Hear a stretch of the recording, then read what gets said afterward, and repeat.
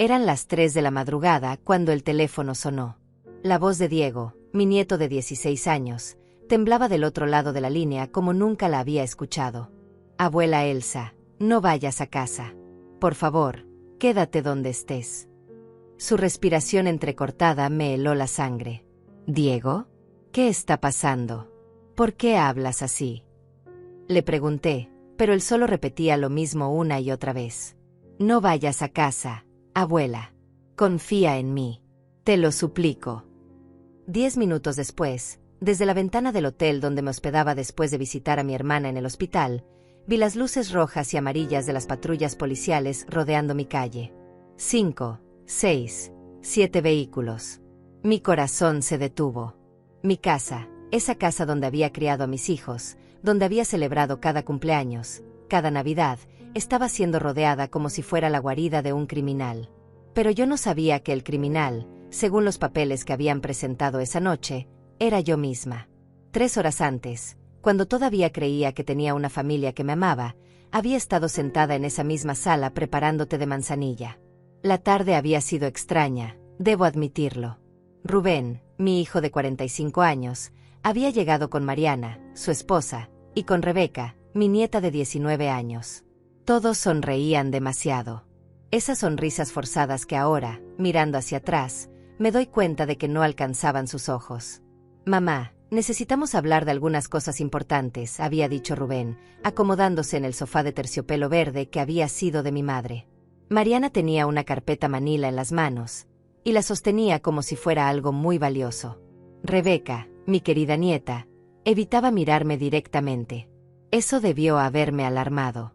Rebeca siempre había sido mi cómplice, mi confidente. Desde pequeña, venía a contarme sus secretos mientras yo cocinaba o regaba las plantas del jardín. La luz del atardecer entraba por las cortinas de encaje blanco, creando sombras largas en el piso de madera que yo misma había pulido esa mañana. El aroma del té se mezclaba con el perfume fuerte de Mariana, un perfume que siempre me había parecido demasiado intenso para una casa tan antigua como la mía. Todo parecía normal, familiar, pero había algo en el aire que me hacía sentir inquieta. ¿De qué quieren hablar?, pregunté, sirviendo el té en las tazas de porcelana que había heredado de mi abuela. Las mismas tazas donde había dado de beber a Rubén cuando era niño y tenía fiebre. Las mismas donde había consolado a Rebeca cuando su primer novio la dejó. Mariana intercambió una mirada con Rubén. Era una de esas miradas cargadas de significado, de esas que los matrimonios desarrollan después de años juntos. Una comunicación silenciosa que me excluía completamente. Mamá, comenzó Rubén, y su voz sonaba diferente, más formal, como si estuviera leyendo un discurso preparado. Hemos estado preocupados por ti. ¿Preocupados? ¿Por qué? La pregunta salió de mi boca con una risa nerviosa. Me sentía como una actriz que había olvidado su papel en medio de una obra de teatro. Últimamente has estado diferente, continuó Mariana, abriendo la carpeta. Olvidas cosas, repites las mismas historias, a veces no reconoces a las personas. Su voz era suave, pero había algo calculado en ella, como si hubiera ensayado estas palabras frente al espejo. Me quedé en silencio, sosteniendo mi taza de té. El vapor caliente me subía a la cara, y por un momento pensé que tal vez tenían razón. Tal vez realmente estaba perdiendo la memoria. A los 73 años, era posible. Pero algo en mi interior, una voz pequeña pero firme, me decía que esto no era sobre mi memoria. Era sobre algo mucho más oscuro. Rebeca también lo ha notado, agregó Rubén, y mi nieta finalmente me miró. Sus ojos estaban rojos, como si hubiera estado llorando, pero no dijo nada. Solo asintió lentamente, como un robot programado. La habitación se llenó de un silencio pesado. El reloj de péndulo de la esquina marcaba las 6:30 de la tarde con su tic-tac constante, un sonido que había sido la banda sonora de mi vida durante décadas. Las paredes color crema, decoradas con fotografías familiares de momentos felices, parecían cerrarse sobre mí. En una de esas fotos, Rubén tenía 8 años y me abrazaba después de ganar un concurso de matemáticas en la escuela. En otra, Rebeca soplaba las velas de su quinceañera, con un vestido blanco que yo misma había ayudado a elegir. ¿Qué están sugiriendo exactamente?, pregunté, dejando la taza sobre la mesa con más fuerza de la necesaria. El sonido del cristal contra la madera resonó en el silencio como un disparo. Mariana sacó un papel de la carpeta. Hemos hablado con el doctor González. Él cree que sería bueno que te hicieras algunos exámenes médicos, para estar seguros. El doctor González. Ese nombre me golpeó como una bofetada. Hacía más de 2 años que no visitaba al doctor González. La última vez había sido para un chequeo de rutina, y todo había salido perfecto. Mi presión arterial estaba bien, mis análisis de sangre eran normales, mi mente estaba clara como el agua de manantial. ¿Cómo era posible que hubiera hablado con mi familia sobre mi salud mental sin ni siquiera haberme visto? ¿Cuándo hablaron con el doctor González?, pregunté, tratando de mantener la calma. Mi voz sonaba extrañamente tranquila, pero por dentro sentía como si estuviera cayendo en un pozo sin fondo. La semana pasada, respondió Rubén rápidamente. Fuimos a consultarlo porque estábamos preocupados. Le contamos sobre los episodios que has tenido.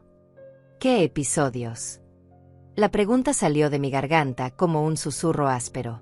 Yo no he tenido ningún episodio. Mariana intercambió otra de esas miradas con Rubén. Era como ver una obra de teatro donde yo era la única que no conocía el guión. Mamá, el martes pasado nos llamaste 5 veces preguntando si habíamos visto tu bolso. Lo tenías en las manos cuando llamaste la 5ª vez. Eso era mentira. Recordaba perfectamente ese martes. Había llamado una sola vez porque no encontraba mis llaves del auto, y las había encontrado en la cocina 10 minutos después. Pero cuando abrí la boca para contradecirla, vi la expresión en el rostro de Rebeca. Mi nieta me miraba con tanta tristeza que las palabras se me quedaron atoradas en la garganta. Y el viernes, continuó Mariana, consultando lo que parecía ser una lista escrita a mano, fuiste al supermercado y compraste leche 3 veces en el mismo día. El cajero nos llamó porque estaba preocupado. Otra mentira. El viernes había ido al supermercado una sola vez, había comprado mis cosas de siempre, había charlado con Ezequiel, el cajero que me conocía desde hace años, sobre su nueva nieta. Pero ahí estaba Mariana, con su lista, con su expresión de preocupación tan convincente que por un momento dudé de mi propia memoria. El sol se había puesto completamente y las lámparas de la sala creaban círculos de luz amarilla que no alcanzaban a iluminar las esquinas. Las sombras parecían moverse, como si fueran testigos silenciosos de esta conversación surrealista. El aroma del té se había vuelto amargo en mi boca. Además, agregó Rubén, sacando su teléfono móvil, has estado haciendo cosas extrañas con el dinero. La pantalla iluminó su rostro cuando me mostró una captura de pantalla de mi cuenta bancaria. El mes pasado retiraste $3,000 en efectivo. Cuando te preguntamos para qué los necesitabas, no supiste qué responder. Mi sangre se congeló. Esos $3,000 los había retirado para ayudar a Diego con sus gastos universitarios. Había sido un secreto entre él y yo porque sabía que Rubén se opondría, pensaría que era demasiado dinero para un chico de 16 años. Pero Diego había conseguido una beca parcial para estudiar ingeniería, y necesitaba dinero para libros y materiales.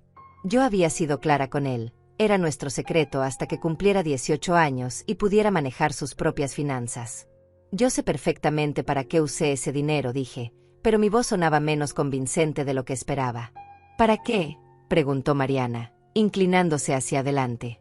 Había algo en su postura, en la forma en que sostenía el bolígrafo sobre su cuaderno, que me hizo sentir como si estuviera siendo interrogada. No podía decirles la verdad, no sin traicionar la confianza de Diego. Pero mi silencio fue interpretado como confusión, como prueba de que realmente estaba perdiendo la razón. Vi cómo Rubén y Mariana intercambiaban otra mirada, esta vez de satisfacción. Mamá, dijo Rubén, y su voz se suavizó como cuando era niño y había roto algo y trataba de evitar el castigo. Solo queremos cuidarte. Esta casa es muy grande para ti sola. Hay escaleras, hay tantas habitaciones que mantener limpias. Sería mucho más fácil para ti vivir en un lugar más pequeño, más cómodo. Ahí estaba la verdadera razón detrás de toda esta farsa. Mi casa. Esta casa de 2 pisos, con sus 4 habitaciones, su jardín lleno de rosales que yo misma había plantado, su cocina amplia donde había preparado miles de comidas, su sala donde había consolado a mis hijos cuando lloraban, donde había celebrado cada logro de mis nietos. Esta casa que había comprado con mi difunto esposo trabajando día y noche durante 30 años.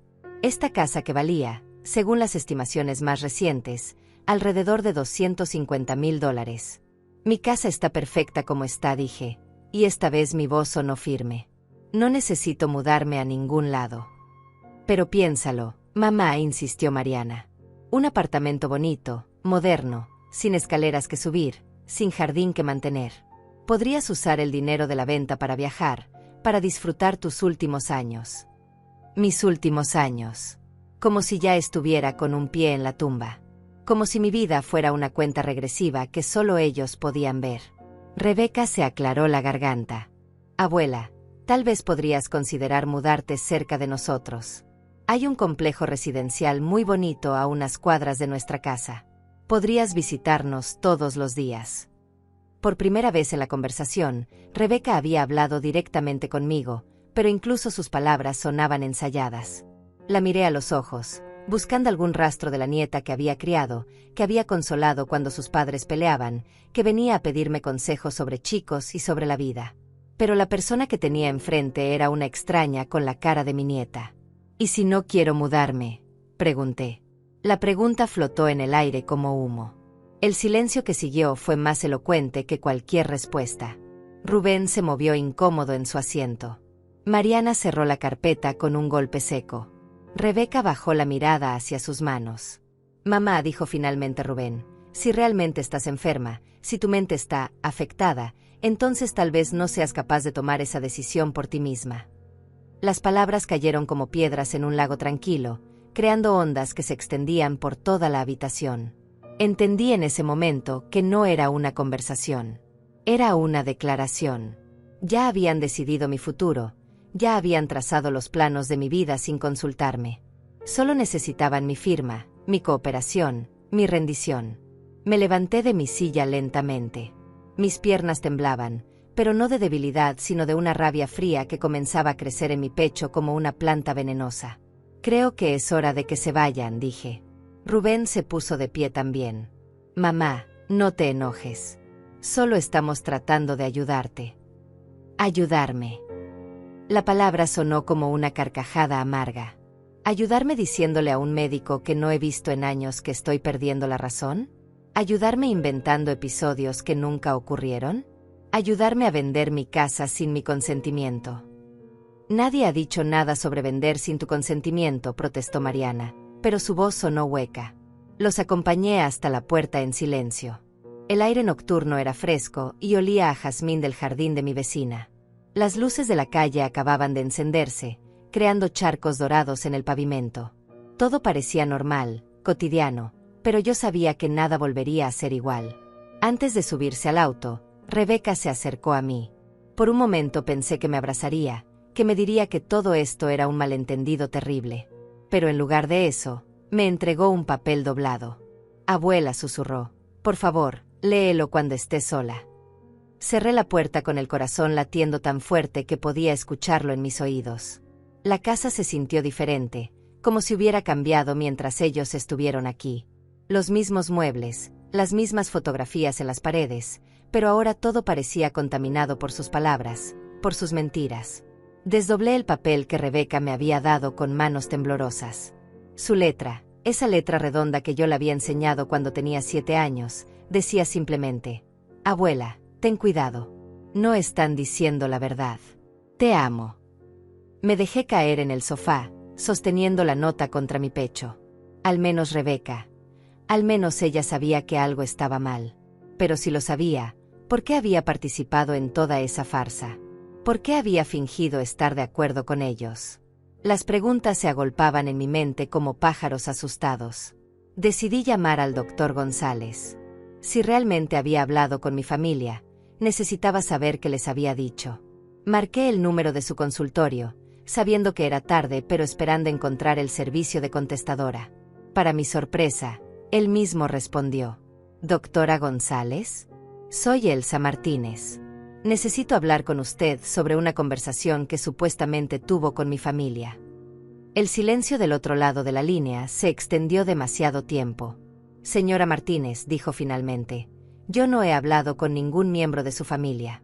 De hecho, según mis registros, la última vez que la vi fue hace más de 2 años, y todo estaba perfectamente normal en ese momento. El suelo se movió bajo mis pies.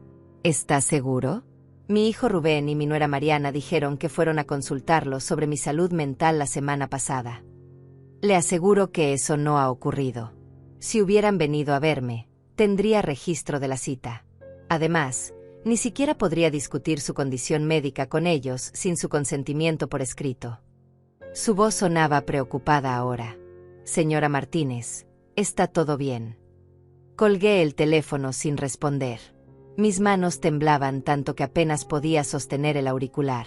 Habían mentido. Habían mentido sobre todo. El doctor González, los episodios de confusión, las llamadas repetitivas, las compras múltiples de leche. Todo había sido una elaborada fabricación diseñada para hacerme dudar de mi propia cordura. ¿Pero por qué? ¿Qué ganaban con eso? La respuesta llegó como un rayo. La casa. Los $250,000 que valía. Mi cuenta de ahorros donde tenía otros $80,000 que había acumulado durante años de trabajo y la pensión de mi difunto esposo. Mis pólizas de seguro de vida. Mi testamento donde dejaba todo equitativamente dividido entre mis 2 hijos y mis nietos. Pero si yo era declarada mentalmente incapacitada, si me internaban en un hogar de ancianos, Rubén, como mi hijo mayor, tendría poder legal sobre todas mis finanzas.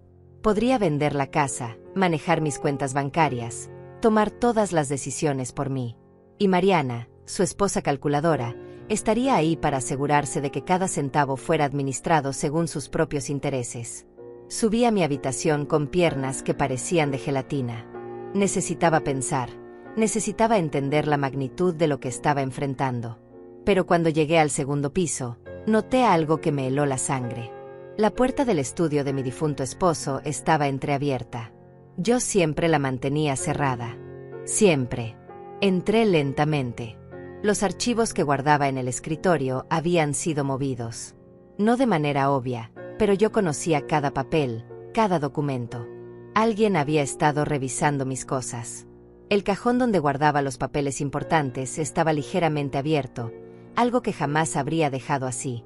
Revisé rápidamente. Mi testamento seguía ahí, pero había marcas de dedos en el sobre. Las escrituras de la casa habían sido fotocopiadas. Podía ver las marcas del escáner en los bordes. Mis estados de cuenta bancarios tenían dobleces nuevos, como si alguien los hubiera estudiado cuidadosamente. ¿Cuándo habían hecho esto? ¿Cómo habían entrado? Y entonces recordé.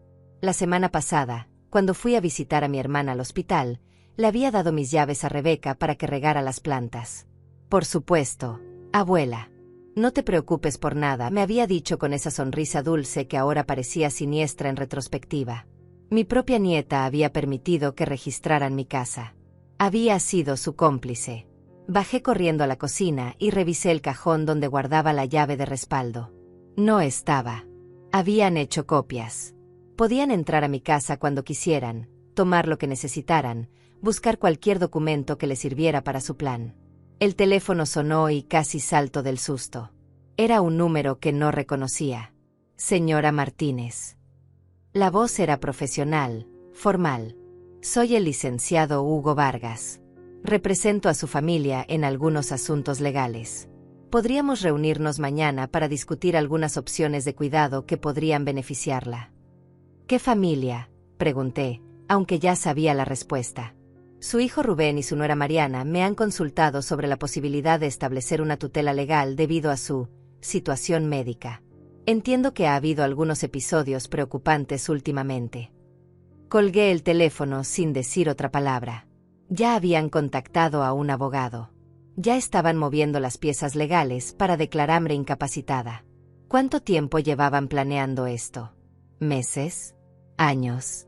Pensé en todas las veces que Mariana había sugerido casualmente que la casa era muy grande para mí. Todas las veces que Rubén había comentado sobre lo costoso que era mantener una propiedad tan antigua. Todas las veces que habían hablado sobre hogares de ancianos como si fueran resorts de lujo donde yo sería muy feliz. No habían sido comentarios inocentes. Habían sido semillas, plantadas cuidadosamente durante meses para preparar el terreno para este momento. Me serví una copa de vino tinto, algo que raramente hacía, pero necesitaba calmar mis nervios. Mi reflejo en la ventana de la cocina me devolvió la mirada, una mujer de 73 años con el cabello gris perfectamente peinado, vestida con un suéter rosa pálido que Rebeca me había regalado en mi cumpleaños. Me veía exactamente como lo que era, una abuela ordinaria, vulnerable, fácil de engañar. Pero por dentro, algo había cambiado. Una dureza que no sabía que poseía comenzaba a cristalizarse en mi pecho. Si querían jugar sucio, si querían usar mi amor por ellos como un arma en mi contra, entonces necesitaban saber con quién se estaban metiendo. Fui a mi habitación y saqué una caja de zapatos del fondo del armario. Dentro estaban mis documentos más importantes, copias de mi testamento, los papeles originales de la casa, mis pólizas de seguro, mis estados de cuenta bancarios. También había algo que había guardado durante años sin pensar que algún día lo necesitaría. Las cartas que mi difunto esposo me había escrito durante nuestro noviazgo, donde mencionaba sus planes de comprar esta casa para nuestra familia futura. Pero más importante aún, había un sobresellado que contenía algo que ni siquiera Rubén sabía que existía, los papeles de adopción de Diego. Cuando él tenía 3 años y sus padres biológicos murieron en un accidente, Rubén y Mariana lo habían adoptado legalmente. Pero durante el proceso, yo había sido designada como tutora de respaldo en caso de que algo les pasara a ellos. Era un detalle legal menor, algo que el abogado había sugerido por si acaso, pero que podría ser crucial ahora. Si Diego estaba en peligro, si ellos le estaban usando como parte de su plan, yo tenía derechos legales que podrían protegerlo. Guardé todos los documentos en una bolsa de mano y los escondí debajo de mi cama. Mañana iría al banco y sacaría una cantidad considerable de dinero en efectivo. También iría a ver a mi propio abogado, el licenciado Fabián Morales, quien había manejado los asuntos legales de mi esposo durante años. Él sabría qué hacer, cómo protegerme de lo que se venía. Pero antes de eso, necesitaba hablar con Diego. Necesitaba saber cuánto sabía, cuánto estaba siendo forzado a participar en este engaño.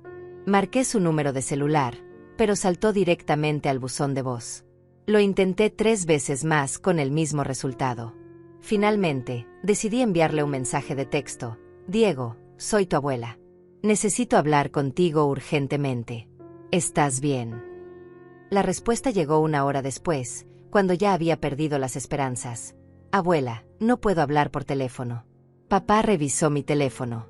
Mañana voy a la escuela temprano.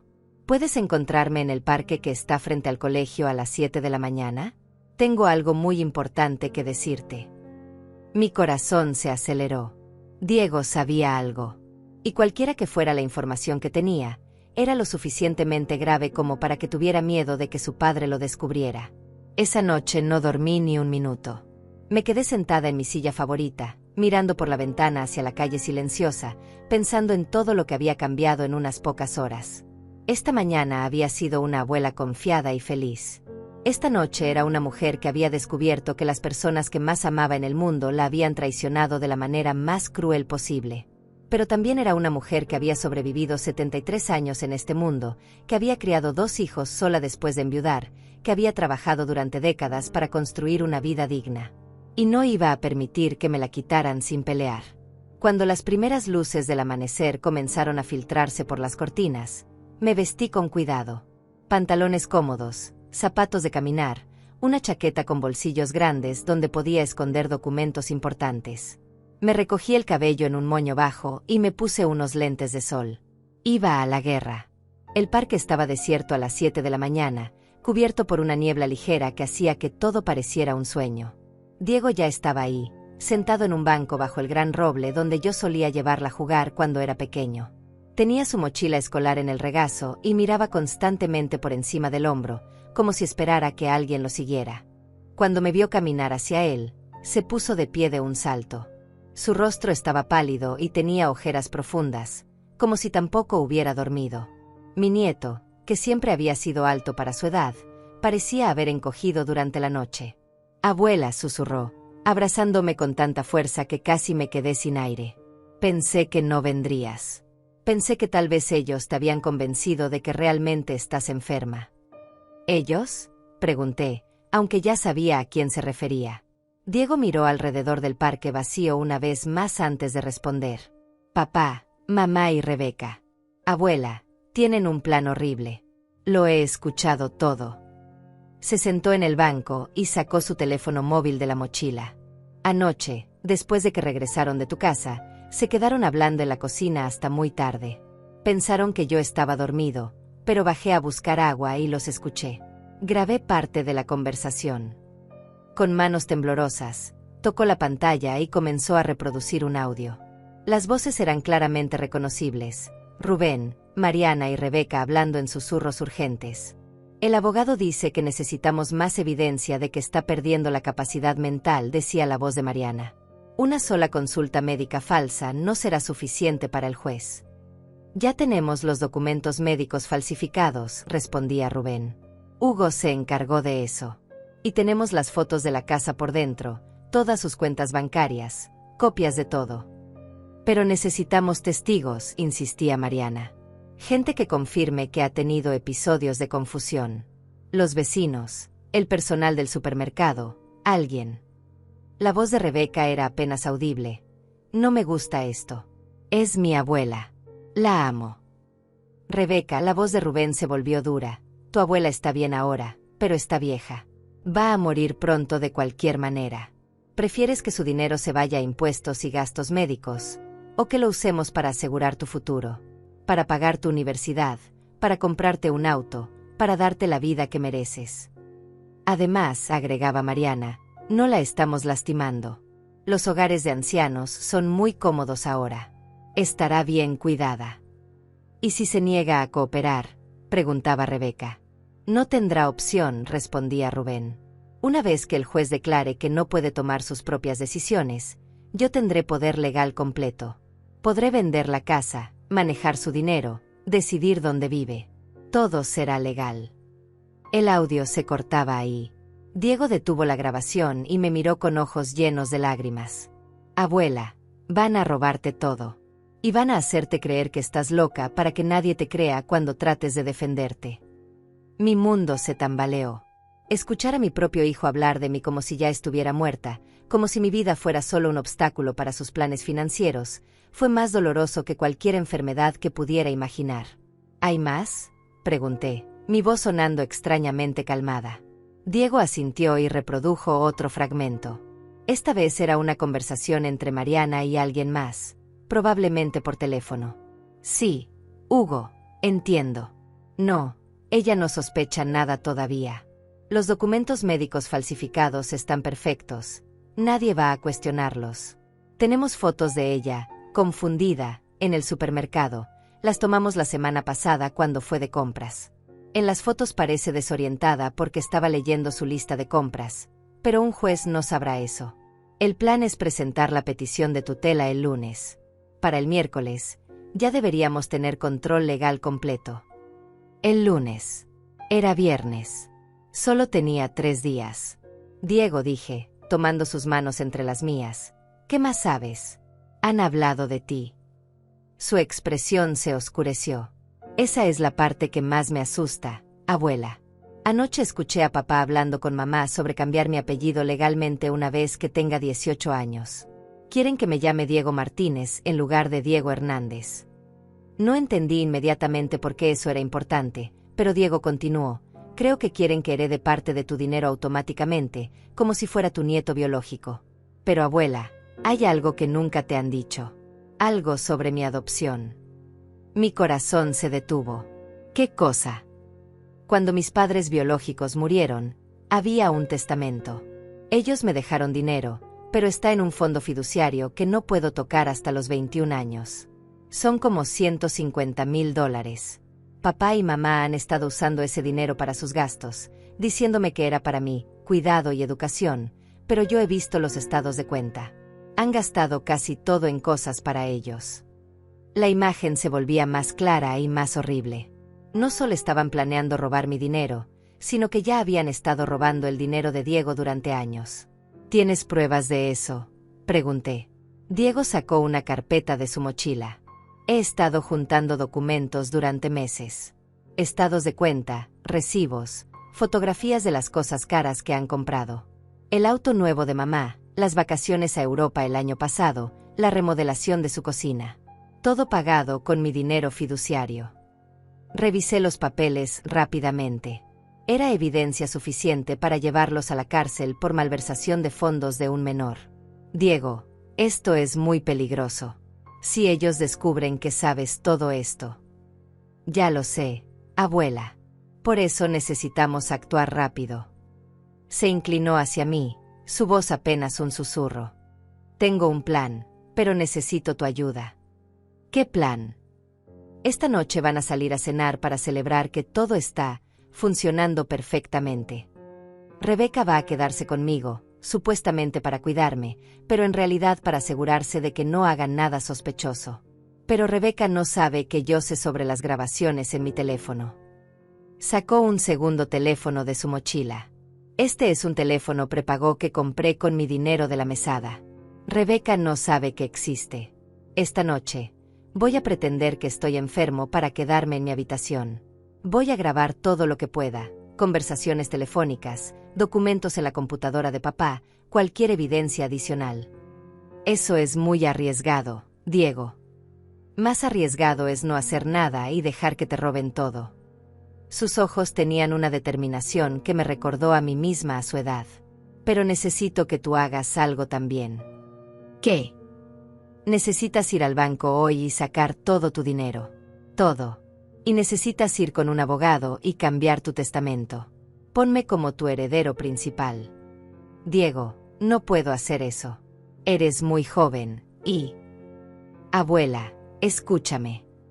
Su voz se volvió urgente. No para siempre. Solo hasta que esto termine. Si algo me pasa, si ellos me hacen algo, al menos tu dinero estará protegido. Y cuando cumpla 18, puedo transferirte todo de vuelta. La lógica era sólida, pero la idea de involucrar a un niño de 16 años en esta batalla me aterrorizaba. Hay algo más, continuó Diego. El abogado que contrataron, Hugo Vargas, es el mismo que ha estado manejando mi fondo fiduciario. Está involucrado en todo esto desde el principio. No podemos confiar en él. Saqué mi teléfono y marqué el número del licenciado Fabián Morales, mi abogado de confianza. Después de varios tonos, respondió con voz somnolienta. Licenciado Morales, soy Elsa Martínez. Necesito verlo urgentemente hoy. Es una emergencia legal. Señora Martínez, por supuesto. Puede estar en mi oficina a las 9. Ahí estaré. Colgué y miré a Diego. Está bien. Haremos esto juntos. Pero necesitas prometerme que si en algún momento sientes que estás en peligro, me llamarás inmediatamente. Te lo prometo, abuela. Me abrazó otra vez, y por un momento fue simplemente mi nieto asustado en lugar del joven valiente que estaba arriesgando todo para protegerme. Diego, una pregunta más. ¿Rebeca realmente está de acuerdo con todo esto, o también la están manipulando? Su expresión se entristeció. Al principio pensé que la estaban forzando, pero ayer la escuché hablando por teléfono con una amiga. Le estaba contando sobre el auto nuevo que papá le va a comprar cuando todo esto termine. Está tan involucrada como ellos, abuela.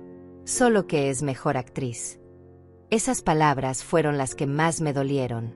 Rebeca, mi nieta dulce, la niña que había consolado durante sus pesadillas, había elegido conscientemente traicionarme por dinero. Nos separamos en el parque, cada uno yendo hacia su propia batalla. Diego a la escuela, fingiendo normalidad mientras preparaba su operación encubierta para esa noche. Yo hacia la oficina del licenciado Morales, cargando una bolsa llena de documentos y el peso de una traición que aún no podía procesar completamente. Mientras caminaba hacia mi auto, una sola pregunta resonaba en mi mente. ¿Cómo había criado a un hijo capaz de esto? ¿En qué momento había fallado tan gravemente que Rubén había crecido pensando que mi vida tenía menos valor que su comodidad financiera? Pero ya no había tiempo para la autocompasión. Tenía trabajo que hacer. La oficina del licenciado Fabián Morales estaba en el segundo piso de un edificio de ladrillo rojo en el centro de la ciudad. Había manejado los asuntos legales de mi familia durante más de 20 años, desde que mi esposo decidió hacer su primer testamento. Era un hombre de 65 años, calvo, con gafas gruesas y una manera de hablar pausada que siempre me había tranquilizado. Pero esta mañana, cuando le conté toda la historia, vi algo en sus ojos que nunca había visto antes. Furia pura.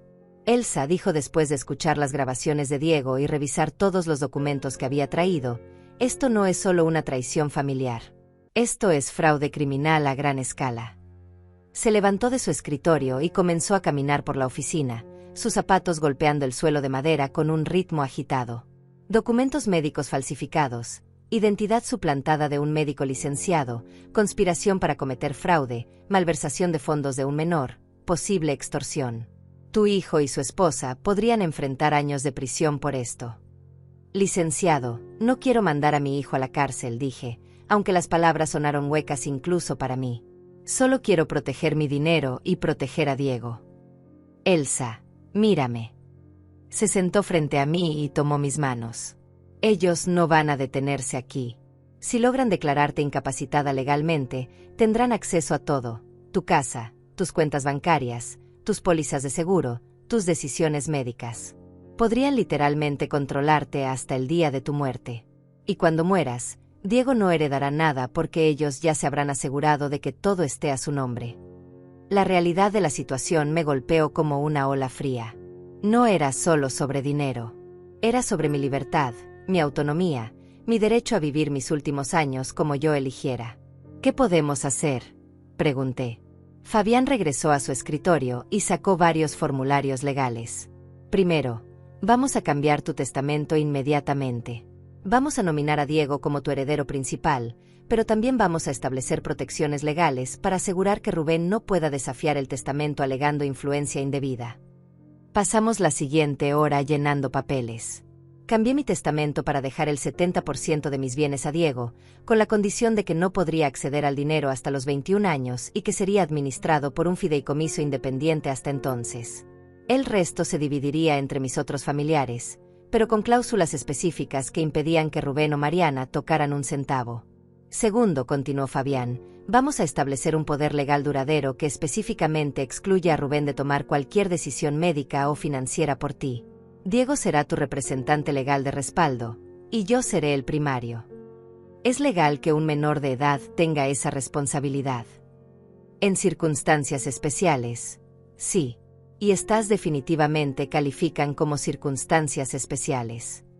Selló los documentos con su sello notarial. Tercero, vamos a ir al banco ahora mismo y vas a transferir todo tu dinero a cuentas nuevas que solo tú controles. En el banco, descubrí algo que me heló la sangre.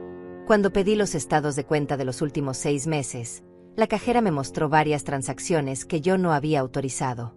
Retiros pequeños pero constantes, $50 aquí, $100 allá. En total, habían desaparecido casi $3,000 de mi cuenta de ahorros.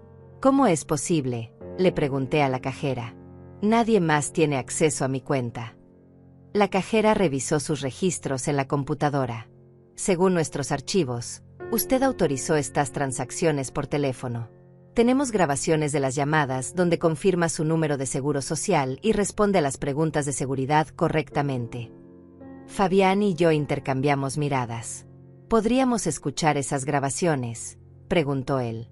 Unos minutos después, estábamos en una oficina privada escuchando mi propia voz autorizar transacciones que nunca había hecho. Pero no era mi voz. Era una imitación muy buena, pero no era yo. Es Rebeca, susurré. Mi nieta puede imitar mi voz perfectamente. Siempre fue muy buena para eso. Pensé que era gracioso cuando era pequeña. La cajera se veía mortificada. Señora Martínez, esto es fraude bancario. Necesitamos reportar esto a las autoridades inmediatamente. No todavía, dijo Fabián rápidamente. Primero necesitamos asegurar los fondos restantes y recopilar más evidencia. Cerré todas mis cuentas existentes y abrí nuevas con contraseñas completamente diferentes. Transferí todo mi dinero, $78,000 que quedaban después del robo, a las cuentas nuevas. También establecí alertas automáticas para cualquier actividad sospechosa. Cuando salimos del banco, eran las 2 de la tarde y mi teléfono había estado sonando constantemente. Tenía 12 llamadas perdidas de Rubén y 8 mensajes de texto, cada vez más desesperados. Mamá, ¿dónde estás? Fuimos a tu casa y no estás ahí. Mamá, estamos preocupados. Por favor, llámanos. Mamá, el doctor González quiere verte esta tarde para una evaluación. Es importante. El último mensaje era diferente. Mamá, si no nos llamas en 1 hora, vamos a tener que llamar a la policía. Estamos preocupados de que te hayas lastimado o confundido. Están empezando a entrar en pánico, observó Fabián. Probablemente fueron al banco y descubrieron que moviste tu dinero. Decidí llamar a Rubén. Necesitaba mantener la fachada de normalidad por unas horas más, hasta que Diego pudiera obtener más evidencia esa noche. Mamá, gracias a Dios, dijo Rubén cuando respondió al primer tono. ¿Dónde has estado? Hemos estado buscándote por todas partes. Fui de compras y después almorcé con una amiga, mentí suavemente. ¿Por qué tanto alboroto? ¿Por qué? Porque estábamos preocupados. Ayer parecías muy confundida y pensamos que tal vez. Estoy perfectamente bien, Rubén. Mantuve mi voz calmada y maternal. De hecho, he estado pensando en lo que me dijeron ayer. Tal vez tengan razón. Tal vez sí necesito ayuda. El silencio del otro lado de la línea fue revelador. Después escuché susurros apagados, probablemente Rubén consultando con Mariana. ¿En serio, mamá? ¿Estás dispuesta a considerar nuestras sugerencias? Sí, cariño. Creo que tal vez he sido muy terca. ¿Podríamos hablar esta noche?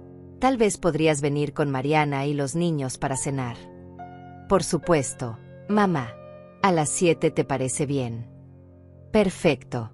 Prepararé tu comida favorita. Colgué y miré a Fabián. Les di la carnada. Ahora piensan que me rindo fácilmente. Excelente. Eso les dará confianza excesiva. Fabián consultó su reloj. Ahora necesitamos preparar la trampa. Pasamos el resto de la tarde instalando cámaras de seguridad ocultas en mi casa. Fabián había llamado a un investigador privado de su confianza, un ex policía llamado Ezequiel, quien llegó con equipo profesional de vigilancia. Estas cámaras van a grabar todo, explicó Ezequiel mientras instalaba dispositivos diminutos en las esquinas de mi sala y comedor. Audio y video de alta calidad. Si admiten algo incriminatorio esta noche, tendremos evidencia que se puede usar en corte. También me dieron un pequeño dispositivo que parecía un bolígrafo, pero que en realidad era una grabadora. Ponlo en tu bolsillo, me instruye Ezequiel. Si salen de la habitación donde están las cámaras, esto seguirá grabando. A las 5 de la tarde, mi casa estaba completamente monitoreada. Fabián y Ezequiel se instalaron en una furgoneta estacionada 2 cuadras away, desde donde podían ver y escuchar todo en tiempo real. Elsa, me dijo Fabián antes de irse, recuerda, tu objetivo esta noche no es confrontarlos. Es hacer que confiesen. Hazles preguntas que los lleven a explicar su plan. Actúa confundida, vulnerable. Deja que piensen que están ganando. A las 6:30 comencé a cocinar. Pollo en salsa roja, el plato favorito de Rubén desde que era niño. El aroma llenó la casa, creando una atmósfera doméstica y cómoda que contrastaba grotescamente con la guerra psicológica que estaba a punto de comenzar. Mientras cocinaba, pensé en Diego. En algún lugar de la ciudad, mi nieto de 16 años se estaba preparando para su propia misión encubierta. La idea de que un niño tuviera que arriesgar su seguridad para protegerme de su propia familia me llenaba de una rabia fría que nunca había experimentado. Pero también me llenaba de orgullo. Diego había elegido hacer lo correcto, incluso cuando eso significaba traicionar a sus padres adoptivos. Tenía más integridad moral en su dedo meñique que Rubén en todo su cuerpo. A las 7 en punto exacto, escuché el auto de Rubén en la entrada. Respiré profundamente, me alisé el vestido amarillo que había elegido específicamente porque me hacía ver frágil e inofensiva, y fui a abrir la puerta. «Familia», dije con la sonrisa más brillante que pude fingir. «Pasen, pasen. La cena está casi lista». Rubén me abrazó, pero pude sentir la tensión en sus músculos. Mariana me besó en la mejilla, pero sus ojos estaban calculando, evaluando mi estado mental. Rebeca me abrazó y susurró, «Te amo, abuela». La hipocresía de ese «te amo» casi me hace vomitar. «¿Dónde está Diego?», pregunté, notando su ausencia. Se sintió un poco enfermo, explicó Mariana. Decidimos dejarlo en casa descansando. Perfecto. El plan estaba funcionando. Los invité a sentarse en la sala mientras terminaba de preparar la cena. Desde la cocina, podía escucharlos susurrando entre ellos, pero no podía distinguir las palabras. Las cámaras ocultas lo estarían grabando todo. Cuando servimos la cena, Rubén levantó su vaso de vino. Por la familia, dijo, y por tomar decisiones difíciles juntos. Por la familia, repetí, chocando mi vaso contra el suyo. No tenía idea de que estaba brindando por su propia destrucción. La cena transcurrió con una normalidad surrealista. Hablamos del clima, de las noticias, de los planes de Rebeca para la universidad. Pero yo podía sentir la tensión debajo de cada sonrisa, como una corriente eléctrica invisible que recorría la mesa. Rubén comía lentamente, como si estuviera esperando el momento perfecto. Mariana apenas tocó su comida, revisando constantemente su teléfono. Rebeca parecía nerviosa, jugando con su tenedor y evitando el contacto visual directo conmigo. Después del postre, cuando estábamos tomando café en la sala, Rubén finalmente abrió la conversación que todos habíamos estado evitando. Mamá, comenzó, dejando su taza sobre la mesa de centro con cuidado deliberado. Hablamos con el doctor González esta tarde. Mantuve mi expresión neutra, aunque por dentro mi corazón se aceleró. ¿Ah, sí? ¿Y qué dijo? Está muy preocupado por ti, continuó Mariana, sacando una carpeta de su bolso. Dice que los síntomas que le describimos son consistentes con las primeras etapas de demencia. Abrió la carpeta y me mostró documentos que parecían oficiales. Formularios médicos con el membrete del consultorio del doctor González, evaluaciones psicológicas marcadas con sellos que parecían auténticos. ¿Cuándo fui al doctor González?, pregunté, fingiendo confusión. No recuerdo haber ido. Rubén y Mariana intercambiaron una mirada que era exactamente lo que estaba esperando. ¿Esa mirada de ves? Esto confirma lo que decimos. Mamá, fuiste la semana pasada, dijo Rubén suavemente. Te llevamos nosotros. No recuerdas. Esa era una mentira descarada. La semana pasada había estado en el hospital visitando a mi hermana. Pero fingí pensarlo cuidadosamente, arrugando la frente como si estuviera tratando de recordar algo que se me escapaba. No recuerdo, murmuré. ¿Estás seguro? Completamente seguro, mamá. Rubén se inclinó hacia adelante, su voz adoptando ese tono condescendiente que usan los adultos con los niños pequeños. Y el doctor dice que estos olvidos van a empeorar. Dice que necesitas cuidado especializado. ¿Qué tipo de cuidado?, pregunté, permitiendo que un temblor apareciera en mi voz. Mariana tomó mi mano con una ternura falsa que me hizo sentir náuseas. Hemos estado investigando algunas opciones maravillosas. Mamá, hay un lugar hermoso a las afueras de la ciudad, Villa Esperanza. Es como un resort, pero con personal médico las 24 horas. ¿Un resort?, repetí, como si la idea me pareciera atractiva. Exactamente, dijo Rebeca, hablando por primera vez en mucho tiempo. Tienen jardines preciosos, actividades diarias, otras personas de tu edad con quien socializar. Serías muy feliz ahí. La forma en que lo decía, con esa sonrisa brillante y esa voz animada, era perfecta. Cualquier persona escuchando esta conversación pensaría que estaban ofreciéndome unas vacaciones permanentes, no una institución mental. ¿Y mi casa?, pregunté. ¿Qué pasaría con mi casa? Bueno, Rubén se aclaró la garganta. La casa es muy grande para ti, mamá. Y el cuidado en Villa Esperanza es costoso. Pensamos que lo más sensato sería venderla y usar ese dinero para asegurar que tengas el mejor cuidado posible durante muchos años. Ahí estaba. La confesión que estaba esperando. Querían vender mi casa para pagar mi propio encarcelamiento. Vender mi casa. Dejé que mi voz se quebrara un poco. Pero esta casa, aquí viví con su padre, aquí criamos a nuestra familia. Mamá, solo son ladrillos y madera, dijo Mariana con una firmeza que me sorprendió. Los recuerdos están en tu corazón, no en un edificio. Además, agregó Rubén, no es como si fueras a estar en condiciones de mantenerla por mucho tiempo. El doctor González dice que tu condición va a deteriorarse rápidamente. En unos meses, probablemente no vas a reconocer la casa de todas formas. Sus palabras me atravesaron como dagas. Estaba hablando de mi futuro como si ya estuviera muerta, como si mi vida consciente fuera solo un trámite molesto que había que resolver lo más rápido posible. ¿Qué opinas, abuela?, preguntó Rebeca. ¿Te gustaría que te lleváramos a conocer Villa Esperanza mañana? No sé, dije, fingiendo estar abrumada. Es mucho para procesar. ¿Cuánto costaría? Alrededor de $4,000 al mes, respondió Mariana rápidamente.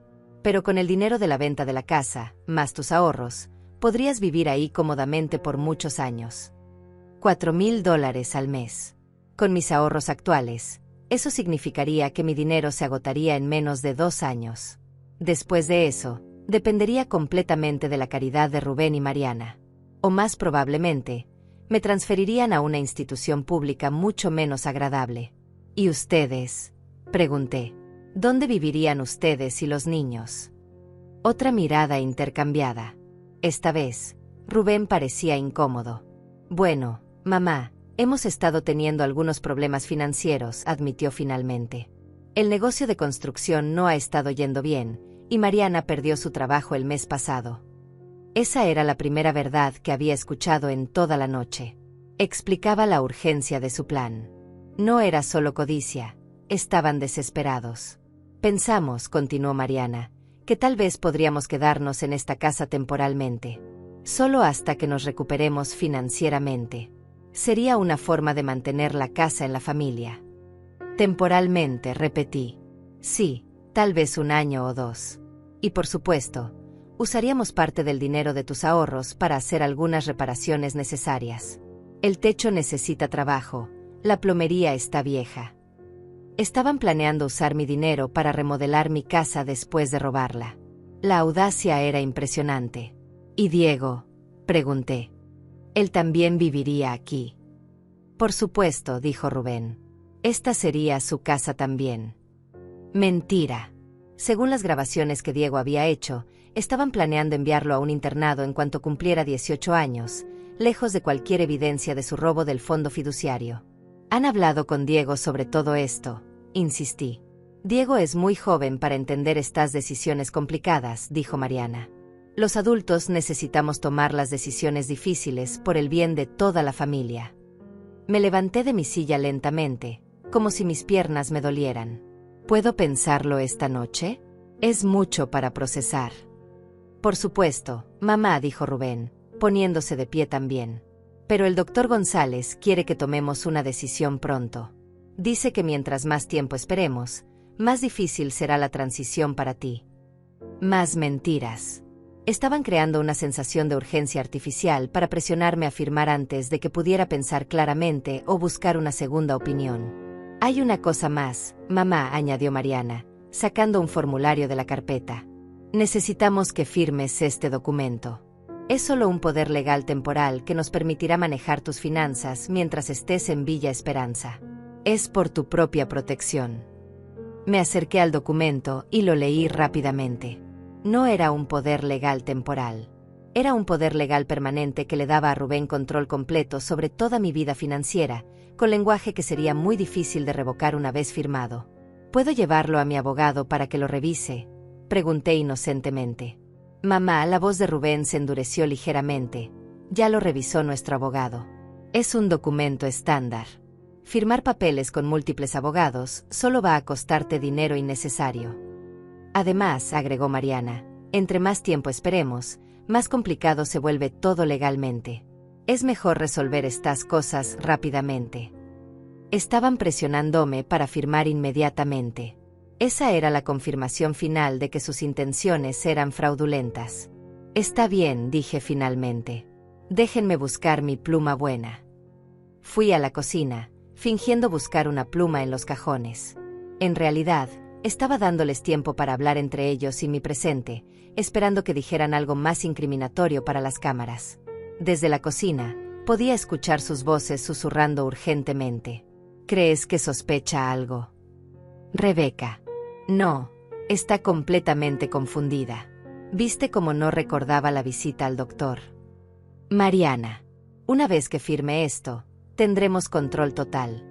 Podemos moverla a Villa Esperanza el lunes y poner la casa en venta inmediatamente. Rubén. ¿Y si cambia de opinión? Rebeca. Una vez que esté internada, sus opiniones no importarán legalmente. El documento que está a punto de firmar me da autoridad para tomar todas las decisiones por ella. Rubén. Perfecto. Habían confesado completamente su plan en cámara. Regresé a la sala con una pluma en la mano, fingiendo estar lista para firmar mi propia sentencia de muerte financiera. ¿Saben qué?, dije, sentándome en mi silla favorita. Creo que necesito una noche más para pensarlo. Mañana por la mañana firmaré todos los papeles necesarios. La decepción en sus rostros fue instantánea, pero trataron de ocultarla. Por supuesto, mamá, dijo Rubén. Mañana está perfecto. Se fueron una hora después, con promesas de regresar temprano en la mañana. Tan pronto como su auto desapareció de la entrada, Fabián y Ezequiel aparecieron en mi puerta. Elsa, dijo Fabián con una sonrisa feroz. Los tenemos. Fabián y Ezequiel se instalaron en mi sala, convirtiendo mi mesa de comedor en una estación de comando improvisada. Habían grabado cada palabra, cada confesión, cada momento de la velada. Las pantallas de sus computadoras portátiles mostraban múltiples ángulos de la conversación, y los archivos de audio estaban siendo respaldados en varios dispositivos. Esto es evidencia suficiente para procesarlos por conspiración, fraude, intento de extorsión y falsificación de documentos, dijo Ezequiel, revisando las grabaciones. Pero necesitamos la evidencia que Diego está recopilando para tener un caso completamente sólido. Mi teléfono sonó. Era Diego, llamando desde su teléfono secreto. Abuela, su voz sonaba tensa pero emocionada. Lo conseguí. Conseguí todo. ¿Estás seguro, cariño? ¿Estás a salvo?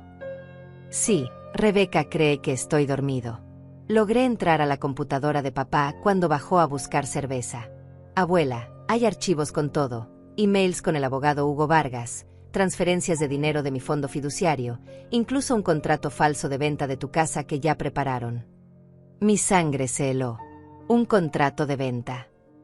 Sí, ya tiene fecha para la semana que viene. Van a decir que lo firmaste voluntariamente antes de que tu enfermedad empeorara. También encontré copias de documentos médicos falsos con firmas imitadas del doctor González. Fabián se acercó al teléfono. Diego, soy el licenciado Morales. Puedes enviar esos archivos por email a una dirección segura que te voy a dar. Ya los copié en una memoria USB, pero también puedo enviarlos por email. Solo denme 5 minutos. Los siguientes minutos se sintieron como horas. Esperamos en silencio mientras Diego trabajaba secretamente en la habitación de al lado de donde dormía Rebeca, arriesgando todo para protegerme. Cuando los archivos llegaron a la computadora de Fabián, lo que vimos fue peor de lo que había imaginado. No solo habían planeado robar mi dinero y mi casa, habían estado robando sistemáticamente del fondo fiduciario de Diego durante años. Eran las 3 de la madrugada cuando el teléfono sonó. La voz de Diego, mi nieto de 16 años, temblaba del otro lado de la línea como nunca la había escuchado. Abuela Elsa, no vayas a casa. Por favor, quédate donde estés. Su respiración entrecortada me heló la sangre. ¿Diego? ¿Qué está pasando? ¿Por qué hablas así? Le pregunté, pero él solo repetía lo mismo una y otra vez. No vayas a casa, abuela. Confía en mí. Te lo suplico. 10 minutos después, desde la ventana del hotel donde me hospedaba después de visitar a mi hermana en el hospital, vi las luces rojas y amarillas de las patrullas policiales rodeando mi calle. 5, 6, 7 vehículos. Mi corazón se detuvo. Mi casa, esa casa donde había criado a mis hijos, donde había celebrado cada cumpleaños, cada Navidad, estaba siendo rodeada como si fuera la guarida de un criminal. Pero yo no sabía que el criminal, según los papeles que habían presentado esa noche, era yo misma. 3 horas antes, cuando todavía creía que tenía una familia que me amaba, había estado sentada en esa misma sala preparando té de manzanilla. La tarde había sido extraña, debo admitirlo. Rubén, mi hijo de 45 años, había llegado con Mariana, su esposa, y con Rebeca, mi nieta de 19 años. Todos sonreían demasiado. Esas sonrisas forzadas que ahora, mirando hacia atrás, me doy cuenta de que no alcanzaban sus ojos. Mamá, necesitamos hablar de algunas cosas importantes, había dicho Rubén, acomodándose en el sofá de terciopelo verde que había sido de mi madre. Mariana tenía una carpeta manila en las manos, y la sostenía como si fuera algo muy valioso. Rebeca, mi querida nieta, evitaba mirarme directamente. Eso debió haberme alarmado. Rebeca siempre había sido mi cómplice, mi confidente. Desde pequeña, Venía a contarme sus secretos mientras yo cocinaba o regaba las plantas del jardín. La luz del atardecer entraba por las cortinas de encaje blanco, creando sombras largas en el piso de madera que yo misma había pulido esa mañana. El aroma del té se mezclaba con el perfume fuerte de Mariana, un perfume que siempre me había parecido demasiado intenso para una casa tan antigua como la mía. Todo parecía normal, familiar, pero había algo en el aire que me hacía sentir inquieta. ¿De qué quieren hablar?, pregunté, sirviendo el té en las tazas de porcelana que había heredado de mi abuela. Las mismas tazas donde había dado de beber a Rubén cuando era niño y tenía fiebre. Las mismas donde había consolado a Rebeca cuando su primer novio la dejó. Mariana intercambió una mirada con Rubén. Era una de esas miradas cargadas de significado, de esas que los matrimonios desarrollan después de años juntos. Una comunicación silenciosa que me excluía completamente. «Mamá», comenzó Rubén, y su voz sonaba diferente, más formal, como si estuviera leyendo un discurso preparado. «Hemos estado preocupados por ti». ¿Preocupados? ¿Por qué? La pregunta salió de mi boca con una risa nerviosa. Me sentía como una actriz que había olvidado su papel en medio de una obra de teatro. «Últimamente has estado diferente», continuó Mariana, abriendo la carpeta. «Olvidas cosas, repites las mismas historias, a veces no reconoces a las personas». Su voz era suave, pero había algo calculado en ella, como si hubiera ensayado estas palabras frente al espejo. Me quedé en silencio, sosteniendo mi taza de té. El vapor caliente me subía a la cara, y por un momento pensé que tal vez tenían razón. Tal vez realmente estaba perdiendo la memoria. A los 73 años, era posible. Pero algo en mi interior, una voz pequeña pero firme, me decía que esto no era sobre mi memoria. Era sobre algo mucho más oscuro. «Rebeca también lo ha notado», agregó Rubén, y mi nieta finalmente me miró. Sus ojos estaban rojos, como si hubiera estado llorando, pero no dijo nada. Solo asintió lentamente, como un robot programado. La habitación se llenó de un silencio pesado. El reloj de péndulo de la esquina marcaba las 6:30 de la tarde con su tic-tac constante, un sonido que había sido la banda sonora de mi vida durante décadas. Las paredes color crema, decoradas con fotografías familiares de momentos felices, parecían cerrarse sobre mí. En una de esas fotos, Rubén tenía 8 años y me abrazaba después de ganar un concurso de matemáticas en la escuela. En otra, Rebeca soplaba las velas de su quinceañera, con un vestido blanco que yo misma había ayudado a elegir. «¿Qué están sugiriendo exactamente?», pregunté, dejando la taza sobre la mesa con más fuerza de la necesaria. El sonido del cristal contra la madera resonó en el silencio como un disparo. Mariana sacó un papel de la carpeta. «Hemos hablado con el doctor González.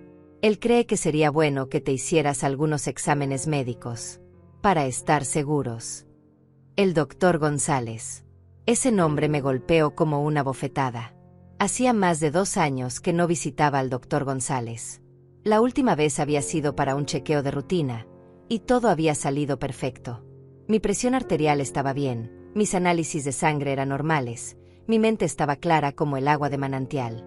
¿Cómo era posible que hubiera hablado con mi familia sobre mi salud mental sin ni siquiera haberme visto?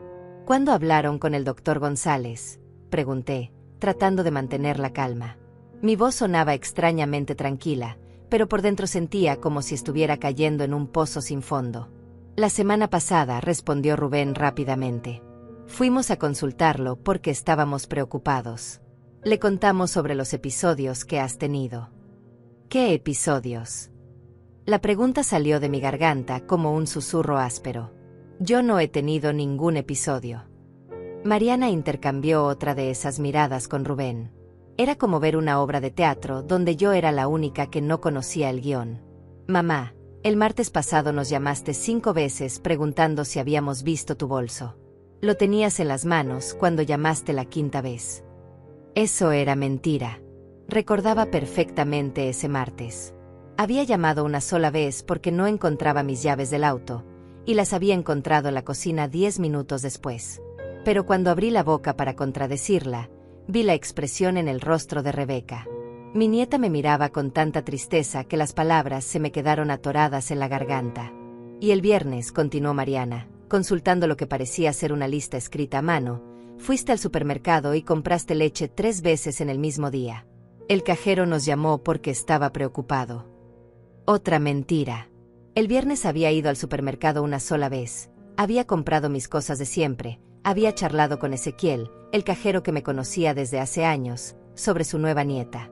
Pero ahí estaba Mariana, con su lista, con su expresión de preocupación tan convincente que por un momento dudé de mi propia memoria. El sol se había puesto completamente y las lámparas de la sala creaban círculos de luz amarilla que no alcanzaban a iluminar las esquinas. Las sombras parecían moverse, como si fueran testigos silenciosos de esta conversación surrealista. El aroma del té se había vuelto amargo en mi boca. Además, agregó Rubén, sacando su teléfono móvil, has estado haciendo cosas extrañas con el dinero. La pantalla iluminó su rostro cuando me mostró una captura de pantalla de mi cuenta bancaria. El mes pasado retiraste $3,000 en efectivo. Cuando te preguntamos para qué los necesitabas, no supiste qué responder. Mi sangre se congeló. He sido informado sobre la situación con Diego y sobre tu comportamiento errático reciente. Te sugiero encarecidamente que entregues al menor a las autoridades y te presentes para una evaluación psiquiátrica voluntaria. Esto podría evitar cargos criminales más serios. El abogado corrupto. Habían cambiado completamente la narrativa. Ahora yo era la criminal, la abuela senil que había secuestrado a su propio nieto. Era brillante y diabólico. Desperté a Fabián inmediatamente. Han llamado a la policía, le dije, mostrándole mi teléfono. Dicen que secuestré a Diego. Fabián escuchó los mensajes con expresión cada vez más grave. Es una jugada desesperada, pero inteligente. Están tratando de controlarte antes de que puedas presentar los cargos contra ellos. ¿Qué hacemos? Aceleramos todo. Nos vamos al fiscal del distrito ahora mismo. Con Diego. Una vez que presentemos toda la evidencia y el fiscal vea que Diego vino voluntariamente para exponer los crímenes de sus padres adoptivos, la narrativa del secuestro se desmorona. Desperté a Diego suavemente.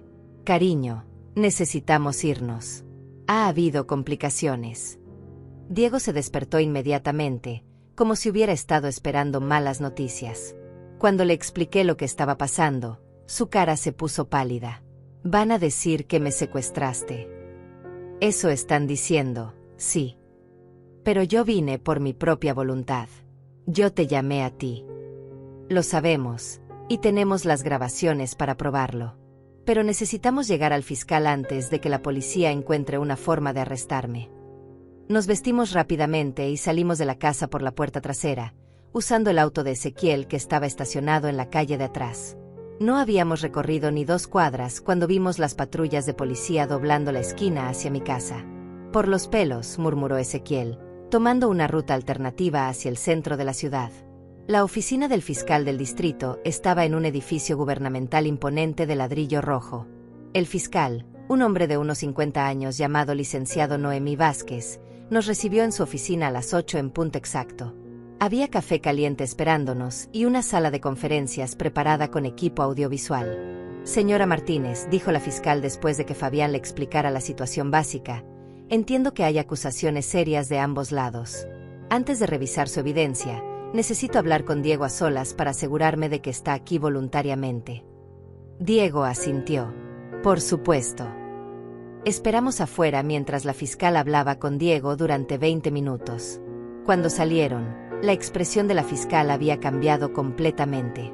Señora Martínez, dijo, después de hablar con Diego y revisar los mensajes de texto y llamadas entre ustedes, está claro que él buscó su ayuda voluntariamente. No hay evidencia de secuestro. Ahora, por favor muéstrenme la evidencia que tienen contra los padres adoptivos de Diego. Pasamos las siguientes 2 horas presentando todo, las grabaciones de video y audio de la noche anterior, los archivos robados de la computadora de Rubén, los documentos médicos falsificados, la evidencia del fraude bancario, los registros del robo del fondo fiduciario de Diego. La fiscal tomó notas meticulosamente, haciendo preguntas ocasionales para clarificar detalles legales. Cuando terminamos, se recostó en su silla con expresión sombría. Esto es un caso de fraude masivo y abuso de menores, dijo finalmente. Tenemos evidencia suficiente para múltiples cargos criminales graves. Voy a emitir órdenes de arresto inmediatamente. ¿Qué pasa con las acusaciones de secuestro contra mí?, pregunté. Esas acusaciones son claramente falsas y serán retiradas. De hecho, dado que los acusadores están a punto de ser arrestados por fraude, podrían enfrentar cargos adicionales por presentar un reporte policial falso. Sonó el teléfono de la fiscal. Después de una conversación breve, colgó y nos miró con expresión seria. Hay desarrollos nuevos. La policía fue a arrestar a Rubén Martínez y Mariana Hernández hace una hora, pero no los encontraron. Los vecinos dicen que vieron un camión de mudanzas en la casa muy temprano esta mañana. Parece que han huido. Mi corazón se hundió. ¿Qué significa eso? Significa que probablemente sabían que habían sido descubiertos y decidieron correr en lugar de enfrentar las consecuencias. Pero no se preocupe, señora Martínez. Hemos congelado todas sus cuentas bancarias y emitido una alerta a nivel nacional. No pueden escapar muy lejos. ¿Qué pasa con Rebeca?, preguntó Diego con voz pequeña. Rebeca también desapareció con ellos. Dado que es menor de edad, técnicamente sus padres tienen derecho de llevársela. Pero cuando los encontremos, ella también enfrentará cargos. La realidad de la situación me golpeó como una ola. Mi familia no solo me había traicionado, ahora estaban fugitivos de la justicia. Mi hijo, mi nuera y mi nieta estaban oficialmente criminales en fuga. Hay una cosa más, continuó la fiscal. Hemos descubierto que el abogado Hugo Vargas tiene problemas serios con el Colegio de Abogados. Ha sido suspendido de la práctica legal durante 6 meses por conducta no ética en casos anteriores. Cualquier documento que haya preparado para su familia es legalmente inválido. Eso explicaba por qué había estado dispuesto a participar en el fraude. Ya había perdido su licencia temporal y probablemente estaba desesperado por dinero. ¿Qué hacemos ahora?, pregunté. Ahora, dijo la fiscal, usted y Diego van a casa y tratan de volver a la normalidad mientras nosotros buscamos a los fugitivos. Pero hay una cosa importante. Hasta que esta situación se resuelva completamente, Diego no puede quedarse solo con usted. Necesitamos asegurar que no haya más acusaciones falsas de impropiedad. Fabián se inclinó hacia adelante. ¿Qué sugiere? Diego puede quedarse con la señora Martínez, pero necesitamos supervisión oficial. Un trabajador social visitará la casa diariamente, y Diego necesitará continuar asistiendo a la escuela normalmente. También, señora Martínez, usted necesitará someterse a una evaluación psicológica completa para refutar oficialmente cualquier alegación de incapacidad mental. Por supuesto, dije. Lo que sea necesario. Cuando salimos del edificio gubernamental, me sentía como si hubiera vivido un año entero en una sola mañana. Diego caminaba silenciosamente a mi lado, procesando el hecho de que sus padres adoptivos se habían convertido en fugitivos en lugar de enfrentar las consecuencias de sus acciones. Abuela, dijo finalmente cuando llegamos al auto, ¿crees que alguna vez los van a encontrar? Sí, cariño. Los van a encontrar. Y cuando eso pase, van a tener que responder por lo que hicieron. ¿Los extrañas?, preguntó, mirándome con ojos vulnerables. La pregunta me partió el corazón. Extraño a las personas que pensé que eran, dije honestamente. Extraño al hijo que creía haber criado y a la nieta que pensé que conocía. Pero las personas que realmente son, las que estaban dispuestas a robarnos y lastimarnos, a esas no las extraño. Diego asintió lentamente. Yo también. Pensé que los conocía, pero resultó que nunca los conocí realmente. En el camino a casa, paramos en el banco para verificar el estado de mis cuentas. La fiscal había sido cierta, todas las cuentas de Rubén y Mariana habían sido congeladas, y habían logrado huir con muy poco dinero en efectivo. También había recibido una orden judicial que me devolvía todo el dinero que habían robado de mi cuenta y del fondo fiduciario de Diego. ¿Cuánto dinero era?, preguntó Diego cuando el gerente del banco nos mostró los números. En total, habían robado casi $90,000, respondió el gerente. 75,000 de su fondo fiduciario y 15,000 de la cuenta de su abuela. Diego se quedó sin palabras. Era más dinero del que había imaginado, suficiente para pagar completamente su educación universitaria y mucho más. Abuela, dijo finalmente, ¿qué vamos a hacer con tanto dinero? Vamos a usarlo para darte la vida que mereces, respondí. Y vamos a asegurarnos de que cuando seas mayor, nunca tengas que depender de nadie que pueda traicionarte. Esa tarde, instalamos a Diego en la habitación que había sido de Rubén cuando era niño. Mientras él organizaba sus pocas pertenencias, yo me senté en la sala mirando las fotografías familiares que cubrían las paredes. En todas esas imágenes, estábamos sonriendo, abrazándonos, celebrando momentos felices que ahora parecían completamente falsos. ¿Cuándo había comenzado la traición? ¿Cuándo había Rubén dejado de verme como su madre y había comenzado a verme como un obstáculo para su comodidad financiera? ¿Cuándo había Rebeca decidido que mi dinero valía más que mi amor? Diego bajó y se sentó conmigo en el sofá. ¿En qué piensas, abuela? En todas las señales que debía haber visto, admití. En todas las veces que debía haber sabido que algo estaba mal. No es tu culpa, dijo firmemente. Nadie espera que la gente que ama te traicione de esta manera. Tenía razón, pero eso no hacía que el dolor fuera menor. Esa noche, 3 días después de que todo comenzara, finalmente pude dormir tranquila. Diego estaba seguro en la habitación de al lado. Mi dinero estaba protegido. Los documentos legales estaban en orden. Y en algún lugar del país, 3 fugitivos estaban aprendiendo que huir de la justicia era mucho más difícil de lo que pensaban. 6 meses después, estaba sentada en mi jardín trasero viendo a Diego plantar tomates cuando sonó el teléfono. Era la fiscal Noemí Vázquez.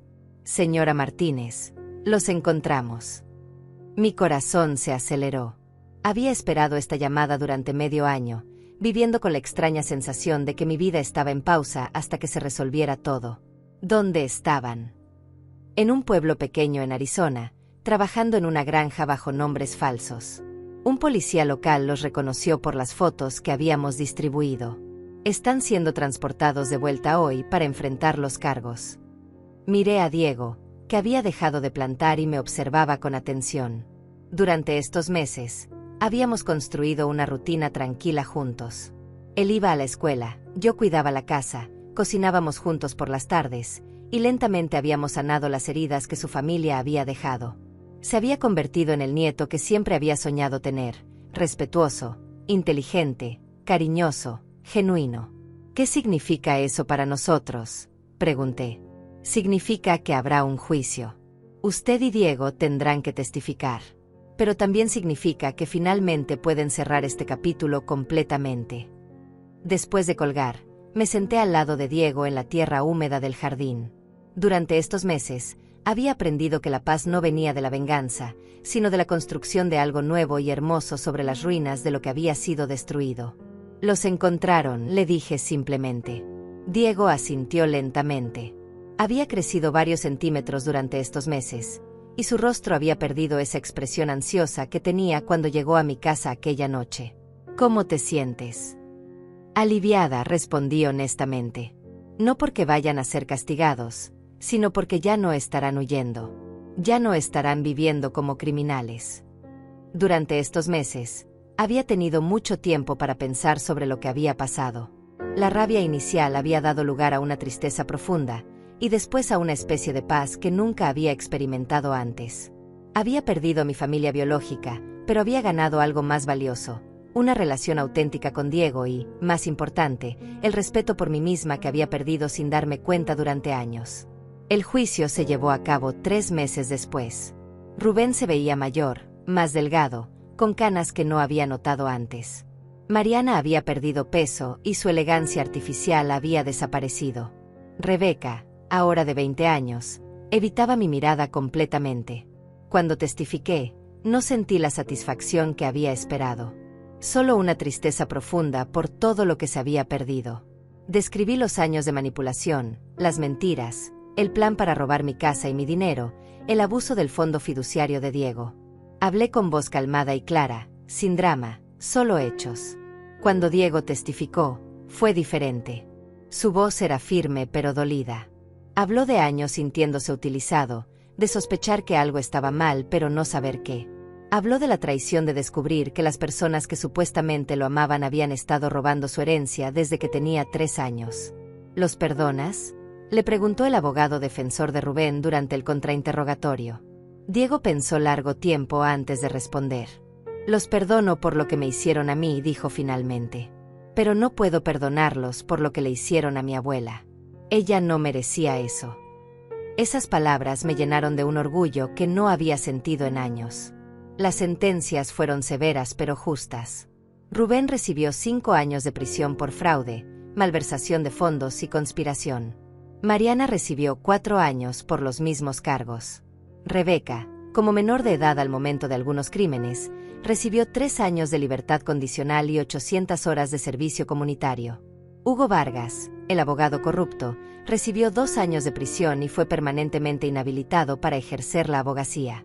Después del juicio, Rebeca se acercó a mí en los escalones del juzgado. Era la primera vez que hablábamos desde aquella noche horrible hace más de 1 año. Abuela, dijo, su voz apenas un susurro, ¿puedes perdonarme algún día? La miré a los ojos, buscando algún rastro de la niña que había criado. Rebeca, ya te perdono. Pero el perdón no borra las consecuencias. Has perdido mi confianza para siempre, y eso es algo que tendrás que vivir con ello. Ella comenzó a llorar. Solo quería que mis padres estuvieran orgullosos de mí. Solo quería pertenecer. Pertenecías, le dije suavemente. Siempre perteneciste. Pero eligieron enseñarte que el dinero era más importante que el amor, y tú elegiste creerles. Fue la última vez que hablé con Rebeca. 2 años después, Diego se graduó de la escuela secundaria como el mejor estudiante de su clase. Había recibido una beca completa para estudiar ingeniería en una universidad prestigiosa. La noche de su graduación, preparé una cena especial y sacé la vajilla buena que había estado guardando para ocasiones especiales. Abuela, dijo Diego mientras brindábamos con vino espumoso, ¿alguna vez te arrepientes de haber luchado contra ellos? Nunca, respondí sin dudar. No solo porque tenía derecho a proteger lo que era mío, sino porque tenía el deber de protegerte a ti. Y tenía el deber de enseñarte que las acciones tienen consecuencias, incluso cuando vienen de personas que supuestamente nos aman. ¿Qué crees que habría pasado si no hubieras luchado? Estarías en un hogar de acogida en algún lugar, sin dinero para la universidad, sin saber la verdad sobre tu herencia. Y yo estaría en un asilo, medicada hasta la inconsciencia, mientras ellos vivían en mi casa gastando nuestro dinero. Diego asintió pensativamente. ¿Sabes lo que más me impresiona de todo esto? ¿Qué? Que nunca actuaste por venganza. Todo lo que hiciste fue por protegernos. Incluso cuando podrías haber sido cruel, elegiste ser justa. Sus palabras me llenaron de una paz que había estado buscando durante años sin saberlo. Ahora, 5 años después de aquella noche que cambió todo, vivo sola en mi casa, pero no me siento sola. Diego me visita cada fin de semana cuando no está estudiando. Hemos convertido el jardín trasero en un huerto próspero. Tengo nuevos amigos en el centro comunitario para personas mayores. He aprendido a usar una computadora y mantengo correspondencia regular con mi hermana, que se recuperó completamente de su enfermedad. Mi dinero está seguro en inversiones prudentes que me permiten vivir cómodamente sin preocuparme por el futuro.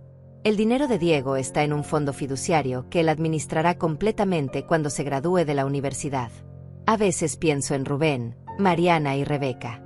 Rubén salió de prisión el año pasado y vive en otra ciudad, trabajando en construcción y cumpliendo con su libertad condicional.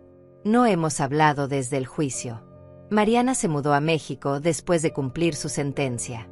Rebeca terminó su servicio comunitario y aparentemente está estudiando en una universidad comunitaria bajo un nombre diferente. No los odio. El odio requiere demasiada energía, y he aprendido a usar mi energía para cosas más importantes. Cuidar mi jardín, cocinar para Diego, leer los libros que siempre quise leer, escribir cartas a amigos viejos. Esta mañana, mientras regaba los tomates que Diego y yo plantamos juntos, mi vecina me comentó que había visto a una mujer joven merodeando cerca de mi casa durante los últimos días. La descripción sonaba como Rebeca. Parte de mí espera que toque a mi puerta. Parte de mí espera que no lo haga. He aprendido que el amor real no es ciego ni incondicional.